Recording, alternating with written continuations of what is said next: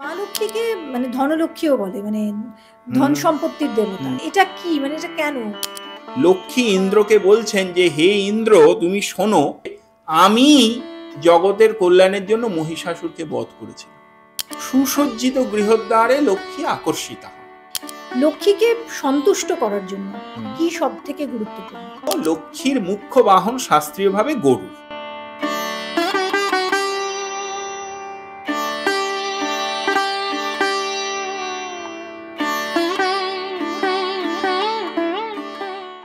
নমস্কার, mythology by রেনেসার আরও একটা এপিসোডে আপনাদের সবাইকে স্বাগত। দেখতে দেখতে উমা বিদায় নিয়েছে, দুর্গাপুজো শেষ। আমাদের বাঙালিদের এই সময়টা ভীষণ মন খারাপ, কিন্তু তবুও এখনো অনেকগুলো পুজো বাকি আছে। লক্ষ্মী পুজো, আর লক্ষ্মী পুজোর সঙ্গে আমাদের মেয়েদের একটা একাত্ম বন্ধন রয়েছে, কারণ প্রতি বৃহস্পতিবারে আমাদের ঘরে ঘরে লক্ষ্মী পুজোর চল এখনো রয়েছে সেই প্রাচীনকাল থেকে। কিন্তু মা লক্ষ্মী সম্পর্কে সেরকম একটা আলোচনা আমরা খুব একটা দেখি না। পুজোয় আলপনা দেওয়া, পুজোর গান, এসো মা লক্ষ্মী বসো ঘরে, এইটুকু অবধি ঠিক আছে।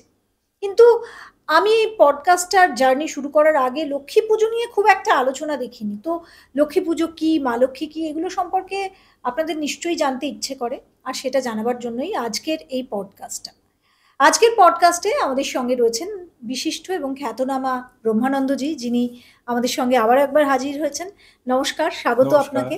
আমি প্রথমেই জানতে চাইবো যে এখন মনটা আমাদের সবার খারাপ, কারণ সত্যি বলতে কি দুর্গাপুজোর সঙ্গে এবং বিসর্জনের সঙ্গে আমাদের একটা কোথাও একটা কষ্ট লাগা, মন খারাপ কিন্তু জড়িয়ে রয়েছে। তবে সেটাকে কিছুটা হলেও আবার একটু মনটা ভালো করার জন্য মা লক্ষ্মী কিছুদিনের মধ্যেই এসে যাচ্ছেন। তো আমি জানতে চাইবো যে দুর্গাপুজোর সঙ্গেও তো লক্ষ্মী পুজোর যোগ রয়েছে, কারণ দুর্গার সঙ্গেই তো মা লক্ষ্মী আসেন। তাহলে কি মা দুর্গার মেয়ে মা লক্ষ্মী? দেখুন, যদি খুব স্ট্রিক্টলি শাস্ত্রীয় দৃষ্টিতে আমি ভাবি, তাহলে মহিষাসুরমর্দিনী দুর্গা, তার কোনো কন্যার কথা পাওয়া যায়। মানে লক্ষ্মী বা সরস্বতী তার কন্যা, এই রকম কিন্তু কোনো লিখিত পৌরাণিক ডকুমেন্ট নেই। কিন্তু দুর্গা মূর্তির সঙ্গে কালীবিলাস ইত্যাদি তন্ত্রে লক্ষ্মী, সরস্বতী, কার্তিক, গণেশ ইনাদের পুজোর কথা অঙ্গ দেবতা হিসেবে বলা হয়েছে। আচ্ছা, পরিবার নয়, অঙ্গ দেবতা, মানে সহযোগী আমরা বলতে পারি, অ্যাসোসিয়েটেড ডেইটি। এবার এই যে অঙ্গ দেবতা, যেহেতু একজনকে আমরা মা বলছি এবং বাকি দুটি দেবী এবং দুজন দেবতার পুজো হচ্ছে, এবং কার্তিক এবং গণেশ এই দুজন পার্বতী নন্দন, সেইখান থেকে এই পরিবারের কনসেপ্টটা ডেভেলপ করে গেছে। দুর্গার মাথার উপরে যে শিব, তাকে আমরা এইখানে ধরে নিয়েছি, নিয়ে শিব, পার্বতী এবং ছেলে মেয়ে নিয়ে একটা বাঙালির ভরা সংসার। তো এখানে প্রচুর গল্প আছে, প্রচুর গল্প। তাহলে এগুলো সবই বানানো? এগুলো সামাজিক দৃষ্টিতে হয়তো ঠিক, কিন্তু শাস্ত্রীয় দৃষ্টিতে মহিষাসুরমর্দিনী দুর্গার দুটি কন্যা লক্ষ্মী এবং সরস্বতী, এমন কথা কোথাও পাওয়া যায় মানে সম্পর্কই নেই, কোনো সম্পর্কই নেই, এবং সেটা আমাদের শাস্ত্রেও নেই। না। তাহলে ব্যবহারটা শুধুমাত্রই ওই যুগের সঙ্গে সঙ্গে এসে লোকাচার, লোকবিশ্বাস, তারপরে সামাজিক দৃষ্টিভঙ্গি, এগুলো মিলেও তো একটা প্রেক্ষাপট তৈরি হয়ে যায়, সেইটা হয়েছে।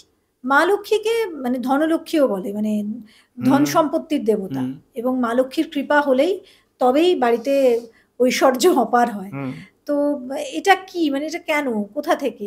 মা লক্ষ্মী তো বিষ্ণুর ওয়াইফ, আমরা যদি বলি পত্নী, তাহলে দেখুন, এইখানে বলতে হয় যে লক্ষ্মী, আমি প্রথমেই যদি অষ্টলক্ষ্মীর কথা বলি, তাহলে দেখবেন অষ্টলক্ষ্মীর লিস্টে সাম্রাজ্য লক্ষ্মী, সন্তান লক্ষ্মী এমনও আছেন, বিজয় লক্ষ্মী। ফলে লক্ষ্মী আমাদের কি প্রদান করেন? শ্রী প্রদান করেন। প্রথম লক্ষ্মীর আশীর্বাদ হচ্ছে শ্রী। এই যে আমরা নামের আগে শ্রীমতী এবং শ্রীযুক্ত লিখি, এই যে শ্রী লক্ষ্মী প্রদান করেন, এই শ্রী মানে কিন্তু খালি টাকা বা ধন নয়। আচ্ছা, শ্রী মানে সামগ্রিক শ্রী, অর্থাৎ প্রতিষ্ঠা, ধন, জ্ঞান, জ্ঞানও? অবশ্যই। কিন্তু আমরা তো জানি জ্ঞানের দেবী দেবী হচ্ছে আলাদা করে সরস্বতী, সরস্বতী, কিন্তু হ্যাঁ। সত্যি কথা যে যদি একজন মানুষের মনে অজ্ঞানের অন্ধকার থাকে, তাহলে তিনি কি করে শ্রীমণ্ডিত হবেন? আপনি ভেবে দেখুন, আগেকার দিনে ওই যে, বা দেখুন এই যে বিভিন্ন সাধু মহাত্মাদের নামের আগেও শ্রী শ্রী বা শ্রীযুক্ত, 108 হ্যাঁ। এই যে যোগ আমাদের করি তো আগে আমরা, থাকতোই শ্রীযুক্ত। এগুলো কি? এগুলো আচ্ছা, সাধুদের তো ধন নেই, না, তাহলে তার শ্রীটা কিসের শ্রী? জ্ঞান। তার তো জ্ঞানের শ্রী। ফলে সব সময় শ্রী মানে টাকা পয়সা নয়, শ্রী মানে সামগ্রিক কল্যাণ, একদম আচ্ছা, সামগ্রিক কল্যাণ। কল্যাণ। সেই সামগ্রিক কল্যাণের দ্বারা তিনি আমাদের যদি মণ্ডিত করেন, তাহলে আমরা শেষ পর্যন্ত সব মিলিয়ে ভালো থাকব। খালি টাকা পেলে তো মানুষ ভালো থাকে না, শুধুই টাকা আছে মানে শান্তি, সুখ, শান্তি সবকিছু সবকিছুর দিন। সবকিছু দিয়ে শ্রীমণ্ডিত হবে। কিন্তু মানে লক্ষ্মীর সঙ্গে, বিশেষ করে আমাদের বাঙালিদের লক্ষ্মীর সঙ্গে, এই আপনি শ্রী যেমন বললেন, হুম। আমাদের এখানে শ্রী মানে আমরা জানি যে সবকিছুই সুন্দর যার, হুম, তো হুম। এটারও শ্রী, অবশ্যই লক্ষ্মী সৌন্দর্যেরও দেবী তো। শ্রীদাত্রী। হ্যাঁ, হ্যাঁ, তো সেক্ষেত্রে কোথাও একটা নরম সরম, কোথাও একটা আপন, খুব নিজের, এইরকম একটা কল্পনাও কিন্তু রয়েছে। মানে আমরা যদি সেভাবে কল্পনা করি হ্যাঁ, মানে পরপর লক্ষ্মীর ডেটিগুলোকে, সঙ্গে আমরা যদি হ্যাঁ, দেখি তাহলে দেখবেন লক্ষ্মীর কোমল, সঙ্গে হ্যাঁ, সবার আগে আমরা কার তুলনা করি বলুন তো? বাড়ির বউয়ের। হ্যাঁ, লক্ষ্মীশ্রী। হ্যাঁ, তার মানেই তিনি হবেন শান্ত, তিনি সাত চরে রা করেন না, ইত্যাদি ইত্যাদি ইত্যাদি ইত্যাদি। এই রকমই লক্ষ্মীকে আমরা কল্পনা করি, এবং এরকমই আমরা বাড়ির মেয়েদের কাছে আশাও করি যে তারা এরকমই হবে। মানে যেন একটা সর্বংসহা ভাব আর কি।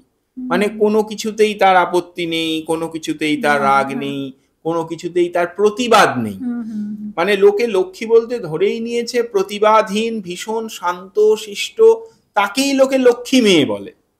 কিন্তু এই ব্যাপারটা বোধহয় সামগ্রিকভাবে সঠিক নয়। আমি একটা ভয়ঙ্কর তথ্য দিতে পারি।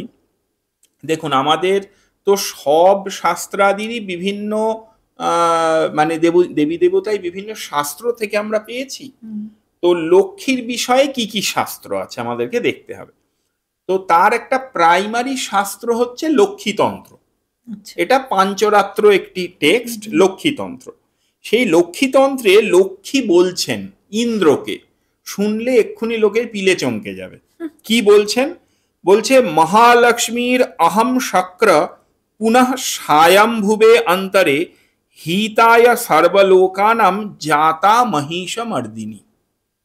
লক্ষ্মী ইন্দ্রকে বলছেন যে, হে ইন্দ্র, তুমি শোনো যে স্বয়ম্ভুব মন্বন্তরে আমি জগতের কল্যাণের জন্য মহিষাসুরকে বধ করেছিলাম।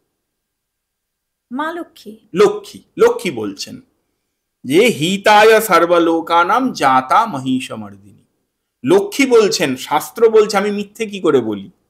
কিন্তু তাহলে কি, মানে তার পুরোটাই তো উল্টো হয়ে যাচ্ছে। দেখুন কি দুর্গাপুজোর মানে বলছেন, কি একটু তাহলে? আমি হ্যাঁ, শোনাই কি হ্যাঁ। বলছেন।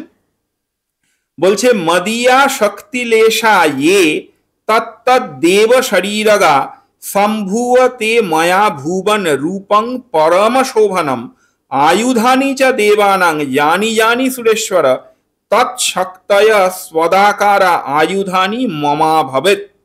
বলছেন, লক্ষ্মী বলছেন ইন্দ্রকে যে আমি নিজেকে অনেকগুলো ভাগে বিভক্ত করেছিলাম, তার প্রধান ভাগ নিয়ে আমি মহিষমর্দিনী রূপে আবির্ভূতা হয়েছি, এবং আমার অন্যান্য ছোট ছোট অংশগুলো দিয়ে আমি সব দেবতাদেরকে তৈরি করেছি, আরো ছোট ছোট অংশ দিয়ে তাদেরকে অস্ত্র বানিয়ে দিয়েছি। তারপরে তারা আমারই ইচ্ছায়, আমার লীলায় তাদের অঙ্গ থেকে, ওই যে আমরা দেখেছি না, আমরা তো মহালয়াতেও দেখেছি, সব দেবতাদের অঙ্গ থেকে জ্যোতি বেরোলো, বেরিয়ে ভগবতীর আবির্ভাব হলো। তো বলছেন, আমারই ইচ্ছায় তারা সবার অঙ্গ থেকে আমি আবির্ভূত হয়েছি, এবং আমার অংশ দ্বারা তৈরি ওই অস্ত্রগুলো আবার আমি নিজে গ্রহণ করে নিয়ে মহিষাসুরকে বধ করেছি। এবার আপনি ভাবুন কি করে বলবেন, লক্ষ্মী বলছেন, আমি তো মিথ্যে কথা বলতে পারি না। যেই লক্ষ্মী সেই দুর্গা। হ্যাঁ, লক্ষ্মী ইন্দ্রকে বলছেন, যাকে তাকেও বলছেন না, ইন্দ্রকে বলছেন। লক্ষ্মী নিজের সম্বন্ধে ইন্দ্রকে বলছেন। এবারে আপনি কি বলবেন? তাহলে সেই শান্তশিষ্ট মেয়েটি তো রইলেন না তিনি। মহিষাসুর মর্দিনী, মহিষাসুর এমন একজন যিনি ত্রিলোকের মালিক, তাকে মানে বধ করার জন্য আপনি যা বলছেন তাতে তো সবটাই উল্টোপাল্টা হয়ে যাচ্ছে। হ্যাঁ, লক্ষ্মী বলছেন, নিজে বলছেন। তাহলে লক্ষ্মীমন্ত আর বলা যাবে না। না মানে তার মানে কি, দেখুন এইবার দেখুন, এটাই প্রকৃত লক্ষ্মী মন্ত্র। তিনি জগৎকে শ্রীমণ্ডিত করলেন, জগৎ শ্রীহীন হয়ে গেছিল অসুরের অত্যাচারে, তিনি আবার পুনরায় অসুরের অত্যাচার থেকে জগৎকে শ্রীমণ্ডিত করলেন। তাহলে এটাও তো শ্রী। একদমই। জগতে আপনি যদি শ্রী শ্রী চণ্ডীতে দেখেন যে সেখানে বলা হচ্ছে মহিষাসুর বধের পরে সমস্ত গ্রহ নক্ষত্র আবার সঠিক পথে ফেরত আসছে, সমস্ত নদী ঝর্ণা আবার সঠিকভাবে বইতে শুরু করলো, ইত্যাদি ইত্যাদি ইত্যাদি যা বলা হচ্ছে, এগুলোই তো প্রকৃত শ্রী। প্রকৃতির শ্রী ফিরে আনছেন তিনি। এটা একদম অন্যরকম, মানে একদম অন্য একটা হ্যাঁ, আমরা কখনোই এটা একদম দেখিনি, জানিনি। আসলে আমাদের শাস্ত্রে এমন এক একটা তত্ত্ব, এমন গোপন ভাবে এমন জিনিসপত্র আছে, আমি এটার মানে কেউ যদি সন্দেহ করেন আমি এটার শ্লোক নাম্বারটাও বলে দিতে পারি। এটা লক্ষ্মীতন্ত্রে রয়েছে, লক্ষ্মীতন্ত্রের নবম অধ্যায়ে আছে, যে কেউ দেখে নিতে পারেন। লক্ষ্মীতন্ত্রের নবম অধ্যায় 8 নম্বর থেকে 11 নম্বর শ্লোক, একদম পরিষ্কার 8 নম্বর থেকে 11 নম্বর শ্লোক, যে কেউ খুলে দেখে নেবেন। হিন্দু শাস্ত্রে বা আমাদের ধর্মে লক্ষ্মী পুজোতে মেয়েদের একটা অধিকার রয়েছে, অন্য পুজোতে কিন্তু পুরুষেরই অধিকার রয়েছে, কিন্তু লক্ষ্মী পুজো যেন আমাদের আপন, মেয়েরা তাকে নিজেই পুজো করতে পারে, লক্ষ্মীর পাঁচালি পড়া থেকে লক্ষ্মী পুজো। এটা কেন? দেখুন, গৃহলক্ষ্মীও লক্ষ্মীর একটি রূপ। গৃহের শ্রী রক্ষা করা তা কাদের দায়িত্ব? আমাদের মায়েদের দায়িত্ব। ফলে তারাই কিন্তু সেখানে নিজেরাও লক্ষ্মী স্বরূপা এবং নিজেরাই সেই লক্ষ্মীর উপাসক। সেই জন্যেই দেখুন বঙ্গে কোজাগরী লক্ষ্মী পুজোই বলুন বা বিশেষত বৃহস্পতিবারের লক্ষ্মী পূজা বলুন, পুরোটাই কিন্তু মায়েরা নিজেদের মতো করে গড়ে নিয়েছেন। আপনি দেখুন, আগে এই যে এখন অনেকে বলে না যে আগে যেটা বঙ্গদেশের মধ্যেই ছিল, মানে বাংলাদেশ এখন, তো এই বাংলাদেশের মানুষ যারা, তাদের লক্ষ্মী পুজো হয় সরায়, দেখেছেন লক্ষ্মী সরা? আচ্ছা, লক্ষ্মী সরারও প্রচুর ভ্যারিয়েশন আছে। এবার এই যে লক্ষ্মী সরা কেন, তার মানে ভাবুন ওইখানে ওই সময়ে বাংলাদেশ জলে পূর্ণ দেশ, এখনের মতো ওই অত সেতু টেতু তখন ছিল না, এই রকম প্রতিমা পাওয়া, কলকাতার মতো কুমোরটুলি গিয়ে প্রতিমা কিনে আনলাম এটাও সম্ভব ছিল না। মায়েরা নিজেরাই কিন্তু আলতা, সিঁদুর, হলুদ গুঁড়ো, তুষ পুড়িয়ে কালো রং করে তাই দিয়ে লক্ষ্মীর ছবি এঁকে নিতেন, এঁকে নিয়ে পুজো করতেন। এর মধ্যেও কিন্তু একটা অদ্ভুত মহিমা এবং ঐতিহ্য আছে। তাদের ওইখান থেকে একটা আর্টও ডেভেলপ করেছে, কিন্তু আপনি দেখবেন লক্ষ্মী সরার আর্টটা কিন্তু একদম অন্যরকম, একদম টিপিক্যাল মানুষের মুখের মতো নয়, কিন্তু একটা অদ্ভুত সৌন্দর্য আছে।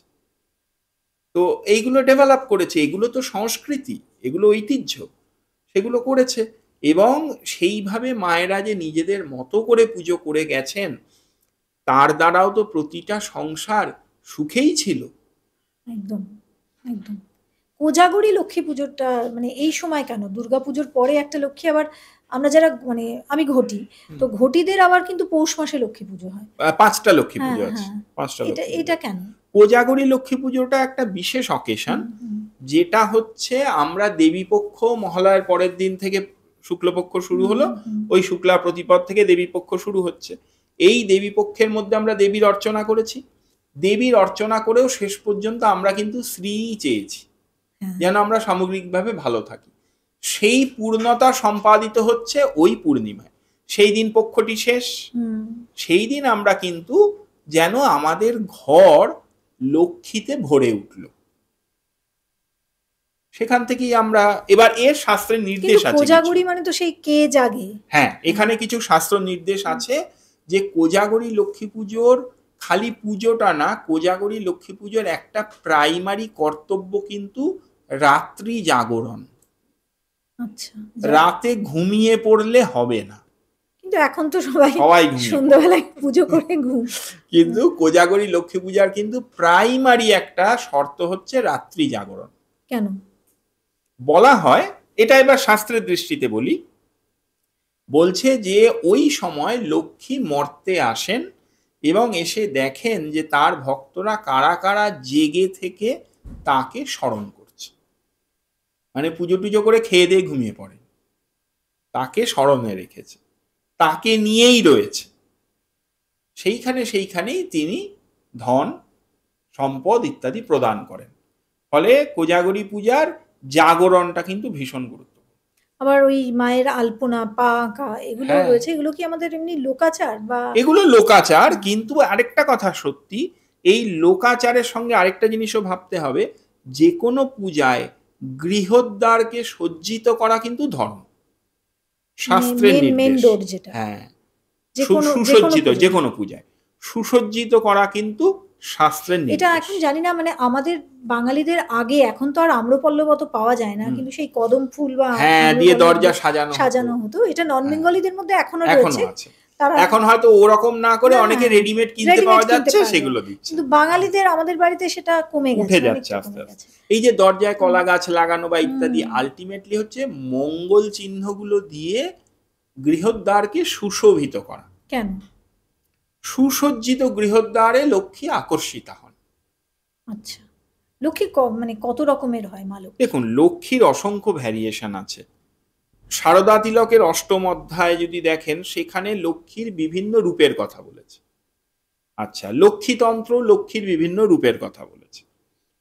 আমরা বাঙালিরা যে দ্বিভুজা লক্ষ্মীর পূজা করি, এই দ্বিভুজা লক্ষ্মীর ধ্যান প্রকৃতপক্ষে আছে কিনা এটা নিয়ে কিন্তু পণ্ডিতদের মধ্যে বিতর্ক আছে। কেউ বলেন আছে, কেউ বলেন নেই। যদি আমি এবার চলে আসি, আপনারা সবাই লক্ষ্মীর পাঁচালী তো ইউজ করছেন সবাই।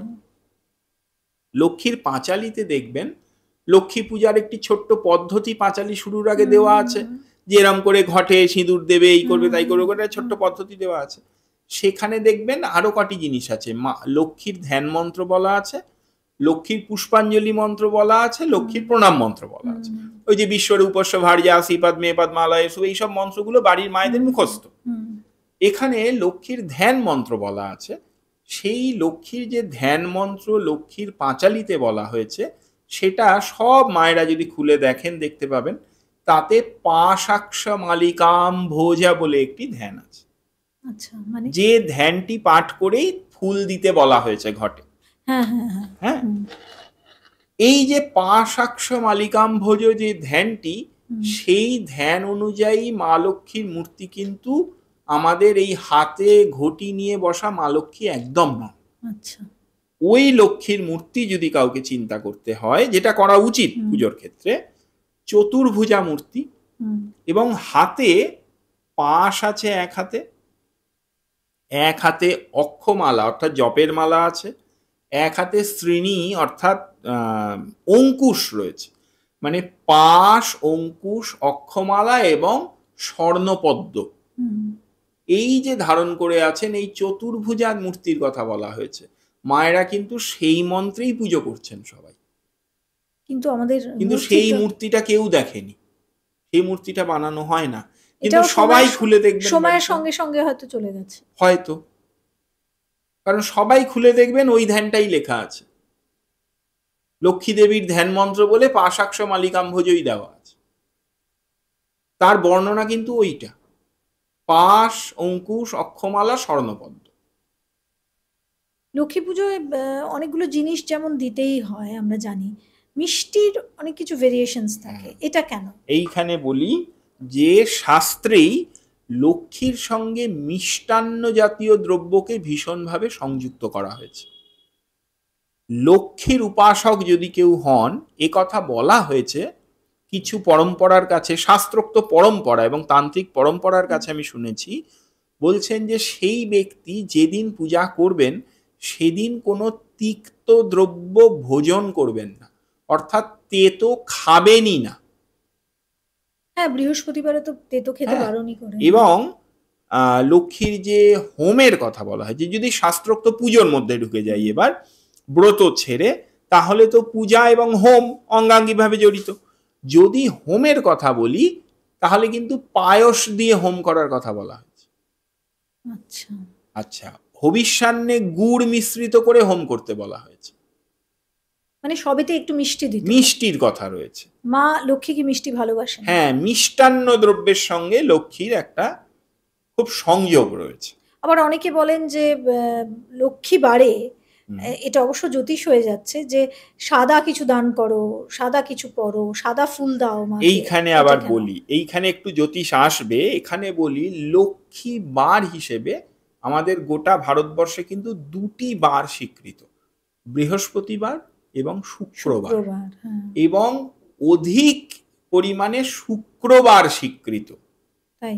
বৃহস্পতিবার অপেক্ষা। আচ্ছা। কেন? এখানে জ্যোতিষী এসে যাবে। প্রথম কথা, শুক্র এমন একটি গ্রহ যে গ্রহ আমরা কল্পনা করি ভোগ বিলাস আনন্দ প্রদান করে। আচ্ছা। হ্যাঁ? হুম। কিছু কিছু জায়গায় শুক্র গ্রহের অধিদেবতা হিসেবে যেমন ভুবনেশ্বরীর কথা বলা হয়েছে, কিছু কিছু জায়গায় শুক্র গ্রহের অধিদেবতা হিসেবে মহালক্ষ্মীর কথাও বলা হয়েছে। আচ্ছা। তাহলে ভীষণভাবে শুক্রের সঙ্গেই লক্ষ্মীর কানেকশন বেশি পাচ্ছি। এবার বলবেন যে বৃহস্পতির সঙ্গে কি লক্ষ্মীর কানেকশন নেই? বৃহস্পতিকে নৈসর্গিকভাবেই ধনপ্রদ বা অর্থপ্রদ গ্রহ হিসেবে কল্পনা করা হয়। সেখান থেকে বৃহস্পতির সঙ্গে লক্ষ্মীর একটি কানেকশন পাওয়া যায়। কিন্তু যদি খুব ক্রিটিক্যাল অ্যাস্ট্রোলজিক্যাল অ্যানালিসিস করি, তাহলে শুক্রের সঙ্গে লক্ষ্মীর সংযোগ বেশি, মানে ভেনাস। এবং ক্যারেক্টারিস্টিক ফিচার্সও মেলে।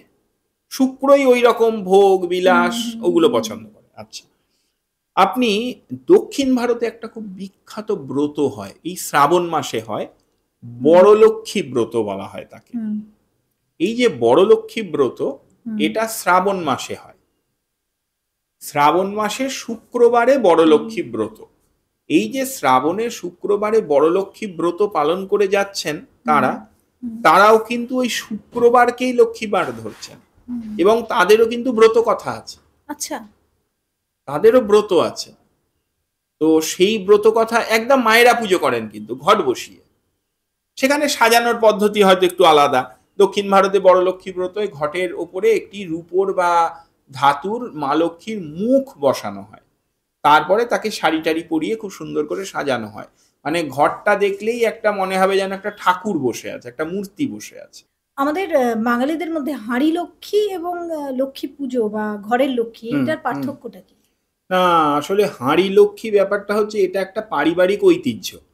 একটি পিতলের হাঁড়ি বা সেরকম ঘরে রূপোর হাঁড়ি এরকম থাকে, তার মধ্যে ধান এবং রূপোর কয়েন কড়ি ইত্যাদি দিয়ে, মানে লক্ষ্মীপ্রদ যে দ্রব্যগুলো আর কি, মানে ধন সম্পদের প্রতীক যে দ্রব্যগুলো, সেগুলো রেখে তারপরে সেই হাঁড়িটিকেই সাজিয়ে পুজো করা হয়। এবার কালচারটা কেমন, যে একটা ফ্যামিলি, একজন মা পুজো করছেন, তার 3টি ছেলে ধরুন। এই যে 3টি পুত্রবধূ আসবেন, তাদেরকে তিনি ওই হাঁড়ি থেকে এক মুঠো করে চাল দেবেন, যেটা দিয়ে সে আবার নতুন লক্ষ্মীর হাঁড়ি তার বাড়ি তার সংসারে পাতবে। তা না হলে পাততে পারবে না। এরকম একটা লোকাচার আছে। ব্যাপারটা লোকাচার, সবটাই এরকম একটা লোকাচার আছে। এবং আমি এরকম ঘটনা দেখেছি, আমার কাছে এরকম লোক এসেছে যে অভিযোগ করছেন যে আমার বড় যা, মানে তার ভাসুরের বাড়ি থেকে তার শাশুড়ি আগে মারা গেছেন, তিনি তাকে ওই ধান দিয়ে যাননি, তার বড় যা তাকে ধান দিচ্ছেন না, সেটা নিয়ে সম্পত্তি ভাগাভাগির মতো ঝামেলা হচ্ছে, যে শাশুড়ির হাড়ির এক মুঠো ধান তাকে বা চাল তাকে দেওয়া হচ্ছে না। তো এই রকম লেভেলে এই ব্যাপারটাকে সিরিয়াসলি নেন কেউ কেউ। আচ্ছা, এই হাঁড়ি বা কারো কারো বাড়িতে দেখবেন ব্যাপারটা কুনকে দিয়ে করা আছে, ওই যে বেতের কুনকে দিয়ে করা আছে। মানে এগুলো প্র্যাকটিক্যালি লোকাচার, এবং তার সঙ্গে এগুলো কিন্তু এক একটা আঞ্চলিক ঐতিহ্যও বটে। এইগুলোকে কিন্তু আমাদের বাঁচিয়ে রাখা উচিত। লক্ষ্মী নামটার মধ্যেই একটা মানে প্রাচুর্য, অর্থ, এরকম ব্যাপারটা এই ভাবনাটা এসে গেছে আমাদের মধ্যে, লক্ষ্মীর ভান্ডার শুনে শুনে শুনে শুনে মানে লক্ষ্মীর সঙ্গে আমরা ধনকে কানেক্ট করে নিয়েছি। না, সেই জন্যই কি লক্ষ্মীর ভান্ডার, সেই জন্যই কি লক্ষ্মীর ঝাঁপি, সেই জন্যই কি বাড়িতে যে ভাঁড় রাখা হয়, লক্ষ্মীর ভাঁড়। এমনি লক্ষ্মীর যে সঞ্চয়, এটা পাঁচালী যারা হ্যাঁ। পড়েন দেখবেন লক্ষ্মীর পাঁচালীতেও এমন কথা লেখা আছে যে লক্ষ্মীর ভাণ্ডার যে বা স্থাপি নিজ ঘরে, রাখিবে তণ্ডুল তাহে এক মুঠা করে, সঞ্চয়ের পথ উহা জানিবে নিশ্চয়, এর ফলে উপকার পাবে অসময়। আপনি কথাটা ভাবুন, অসময়ে তোমার এটা দরকার। অসময়ে ওইটা রাখিবে তণ্ডুল তাহে এক মুঠা করে বলেছে, অর্থাৎ তৎকালীন সময়ে তো ধান বা চালি গোলা ভরা ধান, এটাই তো প্রাচুর্যের লক্ষণ ছিল। এখনের রেসপেক্টে আপনি ওটাকে চেঞ্জ করে নিন, স্থান কাল পাত্রে সবকিছু চেঞ্জ হয়। তো এখন স্থান এবং কাল বেসিসে ওটা হয়তো পয়সায় দাঁড়িয়েছে, টাকায় দাঁড়িয়েছে, কিন্তু এরম ভাবে জমালে সঞ্চয়ের পথ উহা জানিবে নিশ্চয়, এই কথাটা তো স্থান কাল পাত্র ভেদে সর্বকালেই সত্যি। ওটা তো সঞ্চয়ের পথ, মানে আমাদের শাস্ত্রেও কিভাবে সঞ্চয় করতে হবে এটা বলা হ্যাঁ আছে। মানে তুমি বলছে এর ফলে উপকার পাবে অসময়, একদম পরিষ্কার একটা কথা ঠিক, আমাদের বাড়িতে এখন দেখুন ভাঁড়ের আর সেই প্রচলন নেই, নেই। কিন্তু ছোটবেলায় মাকে বা ঠাকুমাদের দেখেছি। আপনি এই ভাঁড়টাকে রেকারিং ডিপোজিট ভাবুন না, এরম ভাবে ভাবুন, কিন্তু আপনি যদি নিয়ম করে ওটা করেন তাহলে অসময় উপকার পাবেন। একদমই তাই। আর একটা বিষয় আমি মানে আমাদের এই অনুষ্ঠান বা পডকাস্টের একদম শেষের পর্যায়ে আমরা এসেছি, লক্ষ্মীকে সন্তুষ্ট করার জন্য কি সব থেকে গুরুত্বপূর্ণ? দেখুন, প্রথম কথা কটা জিনিস বলি। লক্ষ্মী পূজায় কোনোভাবেই লৌহ পাত্র ব্যবহার করা যায় না, বা স্টিলের পাত্র ব্যবহার করা উচিত না, কারণ স্টিল কিন্তু লোহাই। লক্ষ্মী পূজায় কোনোভাবে লৌহ পাত্র ব্যবহার্য নয়। লক্ষ্মী পূজার মুখ্য ব্যবহার্য দ্রব্য হচ্ছে স্বর্ণ বা রজত পাত্র, সেটা আজকালকার দিনে সম্ভব না, কিন্তু তামা, পেতল, কাঁসা এই জাতীয় থালা বাসনই ব্যবহার করতে হবে, প্রথম কথা। দু নম্বর কথা হচ্ছে, বারবার আগেও বললাম যে লক্ষ্মীর সঙ্গে শাস্ত্রে মিষ্টান্ন জাতীয় দ্রব্যকে ভীষণভাবে কানেক্ট করা হয়েছে। আপনি আমাদের লোকাচারেও দেখুন, মিষ্টান্ন বলতে ওই নাড়ু, মোয়া ইত্যাদি যেগুলো মিষ্টি জিনিস, তো হ্যাঁ সেগুলোকে কানেক্ট করা হয়েছে। আচ্ছা, লক্ষ্মী পূজায় কোনো প্রকার উচ্চবাদ্য, অর্থাৎ প্রচণ্ড আওয়াজ হয় এরকম জগঝম্প জাতীয় কোনো বাদ্য ইত্যাদি ব্যবহার করা যাবে না, কারণ ওই রকম উচ্চগ্রামের শব্দ তা লক্ষ্মীর পক্ষে প্রিয় নয়। স্নিগ্ধ শীতল জিনিস চাই। তো সাদা ফুল শুক্রের সঙ্গে কানেক্টেড, ওই যে বললাম শুক্রের কানেকশানে সাদা ফুল, সুগন্ধি ফুল, শ্বেত চন্দন ইত্যাদি লক্ষ্মীর জন্য প্রিয়। লক্ষ্মীর এখানে একটা কথা বলি, লক্ষ্মীর অনেক ধ্যান মন্ত্রে লক্ষ্মীর কিন্তু সাদা শাড়ি পরে আছেন এমন কথাও বলা হয়েছে, যেটা আমরা সরস্বতীর ক্ষেত্রে দেখে থাকি। তো কিন্তু লক্ষ্মীর এমন ধ্যান মন্ত্র আছে যাতে পরিষ্কার বলা হচ্ছে তিনি সাদা শাড়ি পরে আছেন। সাদা শাড়ি? হ্যাঁ, কিন্তু আমরা তো পাই বেশ। হ্যাঁ, এবার সাদা শাড়ি পরা লক্ষ্মী দেখলে অনেকে হয়তো আপত্তিও করতে পারেন যে লক্ষ্মী কেন সাদা শাড়ি পরিয়েছো, লাল শাড়ি পরাবে লক্ষ্মীকে, কিন্তু শাস্ত্রে কিন্তু এমন ধ্যান মন্ত্র আছে, একদম পরিষ্কার বলা আছে সাদা শাড়ির কথা। তো এই জায়গাগুলো আছে, ফলে সাদা রংটার সঙ্গে একটা কিন্তু অদ্ভুত কানেকশন আছে। এটা জ্যোতিষ অনুযায়ী শুক্রের সঙ্গে কানেকশনে খুব ভালো ম্যাচ করে। লক্ষ্মীর সঙ্গে নারকেলের ব্যাপারটা ওই সময় আমরা দেখেছি, তিলের নাড়ু, নারকেল নাড়ু। এইখানে শাস্ত্রে বলেছে নারিকেল সহ চিপিটক ভক্ষণ। লক্ষ্মী পূজার নৈবেদ্যে চিঁড়ে, নারকোল এইগুলো দিতে হবে। আচ্ছা। এবং ওটি কেউ কেউ ওটিকে শ্রীফল বলেন, তো ফলে শ্রীফল হিসেবে ওটি লক্ষ্মীর সঙ্গে ভীষণভাবে কানেক্টেড। এবং আমাদের তো আমরা ডাব দিই, ডাবও নারকেলই, গ্রিন কোকোনাট, কিন্তু বঙ্গের বাইরে সর্বত্র তো নারকলই দেওয়া হয় ঘটের, গোটা চূড়োওয়ালা নারকলই ঘটে। ওদিকে তো বোধহয় এই ডাবটাকে নারিয়েলই তো বলে, নারিয়েল পানি, গ্রিন কোকোনাট, কোকোনাট যেটা আমাদের এখানে ডাব। লক্ষ্মী আমাদের এখানকার লক্ষ্মী, বাইরের লক্ষ্মী, দুটোর মধ্যে একটু তফাৎ। না, লক্ষ্মীর সবচেয়ে বড় কথা বলি, আমাদের এখানে লক্ষ্মীকে কিন্তু খুব শক্তিশালী দেবতা হিসেবে ভাবা হয় না, একটা সাবঅর্ডিনেট যেন ক্যাটেগরি লক্ষ্মীর এসে গেছে।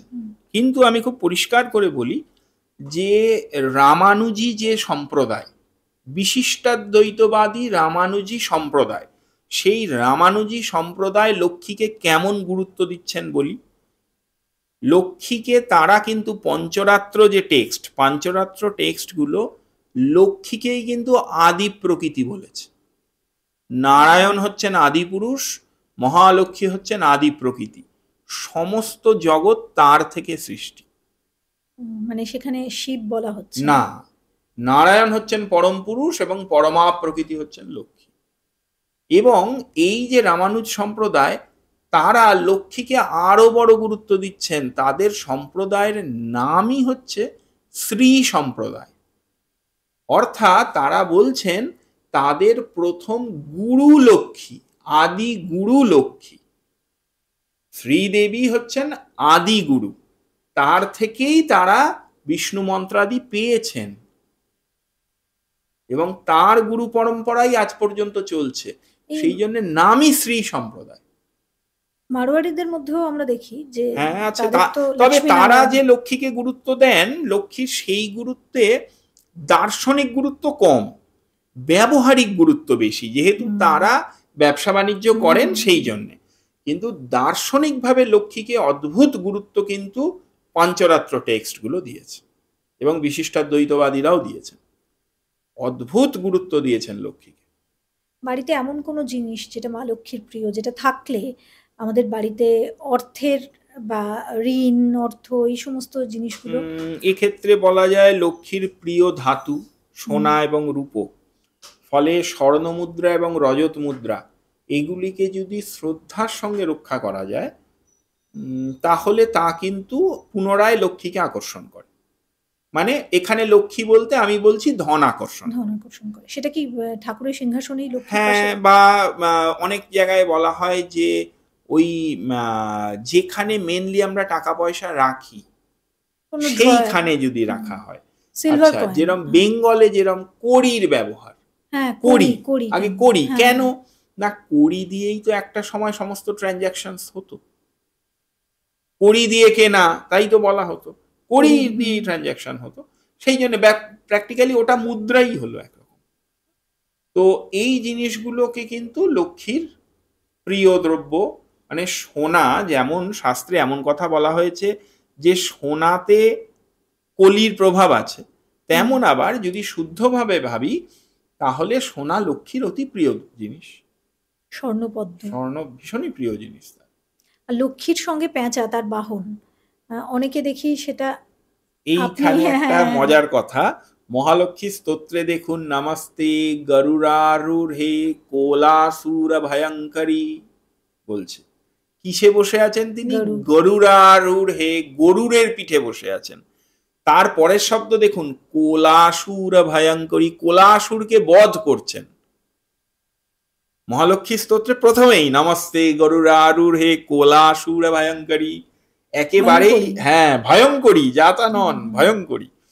তো লক্ষ্মীর মুখ্য বাহন শাস্ত্রীয়ভাবে গরুর। এইবার সামাজিক দৃষ্টিতে কোনোভাবে এই যে উল্লুক অর্থাৎ এই যে পেঁচা, এ কোনোভাবে দুটো জায়গা থেকে এসেছে। এক হচ্ছে এ ধান্য রক্ষা করে, কারণ এই ইঁদুর খায়, আর ইঁদুরের থেকে বড় চাষির শত্রু আর কিছু নেই।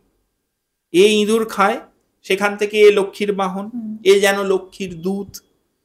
আর গরুর কে আমরা জেনারেলি এখন ইংরেজিতে দেখবেন ঈগল বলা হচ্ছে, কিন্তু গরুর বা ঈগল তো আমরা দেখতে পাই না। পেঁচার মধ্যে অনেকটা ওই ক্যারেক্টার আছে, অনেকটাই ওই রকম ক্যারেক্টার, ওরকম শিকারি পাখি। সাদা পেঁচাকে তো আমরা লক্ষ্মী পেঁচা, সাদা পেঁচাকেই লক্ষ্মী পেঁচা বলা হয়।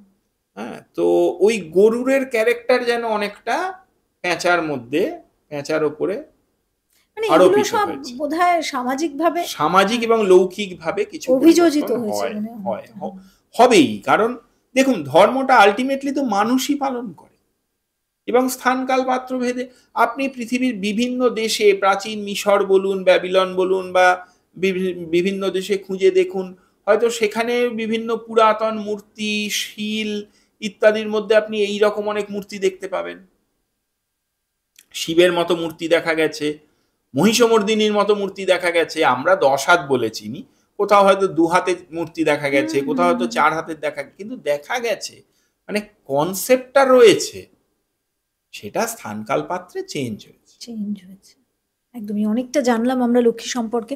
আর আমার মনে হয় লক্ষ্মী সম্পর্কে আমরা লক্ষ্মী বলতে টাকা, পয়সা, অর্থ এগুলো নিয়েই আমরা আলোচনা করেছি অনেক। কিন্তু বাংলায় লক্ষ্মী দেবীর উপরে খুব ডিটেইল আলোচনা কোনো পডকাস্টে আমরা অন্তত এখনো শুনিনি। আমি ভুলও হতে পারি। কিন্তু সেটাই আপনাদের সামনে নিয়ে আসা আমার লক্ষ্য ছিল, উদ্দেশ্য ছিল। আমার মনে হয় এটা আপনাদের ভালো লাগবে। এখান থেকে আপনারা অনেক কিছু জানতে পারবেন। তবে আপনাদের মতামত অবশ্যই আমার কাছে ভীষণ গুরুত্ব রাখে। তাই আপনারা ভালো মন্দ যেটাই আপনাদের মত সেটা লিখবেন। তবে লেখার আগে একবার অবশ্যই ভাববেন যে আমরা এই যে কনটেন্টগুলো তৈরি করি সেটা আপনাদের ভালো যাতে লাগে সেটার জন্য উদ্দেশ্য কিন্তু আমাদের ভীষণই সৎ এবং পজিটিভ। সুতরাং এটাকে সেই নজর দিয়ে দেখে আমাদের ভুল ভ্রান্তি ত্রুটি কিছু শুরুর দিকে যান্ত্রিক ত্রুটি এগুলো থাকবে, ধীরে ধীরে এগুলো দূর হয়ে যাবে। কিন্তু আপনারা অবশ্যই জানাবেন, কারণ কমেন্টে আপনারা না জানালে আমরা কি করে বুঝবো বলুন। যাই হোক, সবাই ভালো থাকবেন। একটা পুজোর আবেশ আমাদের শেষ হয়েছে, সামনে লক্ষ্মী পুজো। এই এপিসোডটা দেখুন, ভালো থাকুন। সামনে আরো অনেক পুজো রয়েছে, আরো অনেকগুলো এপিসোড নিয়ে হাজির হব। কি দেখতে চান সেটা লিখতে ভুলবেন না। সবাই ভালো থাকবেন। নমস্কার। নমস্কার। নমস্কার।